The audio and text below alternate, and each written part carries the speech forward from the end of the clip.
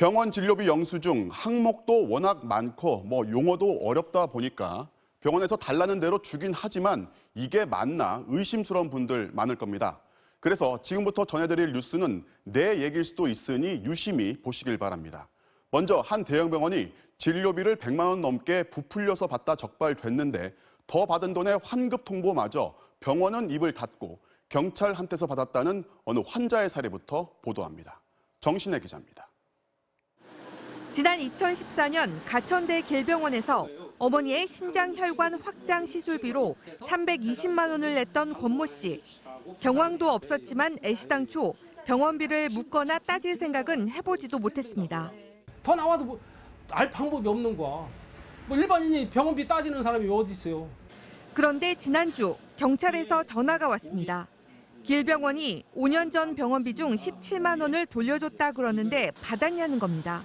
환급금을 돌려받은 적이 있느냐, 그리고 전화를 받은 적이 있느냐, 그런 적이 없다. 전혀 생각지도 못한 거고. 권 씨는 곧바로 병원을 찾아갔습니다. 그런데 병원은 아무런 설명도 없이 전체 진료비의 절반에 가까운 125만 원이나 돌려줬습니다. 경찰에 조사 뭐가 있구나라고 하면서 모니터에다가 딱 찍으니까 그 액수가 이제 떠버린 거지. 그 어떤 명분으로 이 환급금을 돌려주는지조차도 모르고. 병원 측은 원무과 일부 직원들이 환급해야 할 돈을 빼돌린 것이라며 책임을 회피했습니다. 또 환급해야 할 돈은 거의 다 돌려줬다고 해명했습니다. 저희가 이제 이번 사건을 계기로 확인을 해봤는데 아까 말씀드렸다시피 99.9%는 다 환급을 받아가신 걸로 확인됐습니다. 하지만 권 씨는 지난 5년 동안 병원으로부터 아무런 연락도 받지 못했습니다. 전화번호를 안 바꿨는데 연락이 한 번도 안 왔다는 잘못된 거고, 환급을 받아가시라고 통보를 받거나 이런 게 없으면은 모르는 거죠.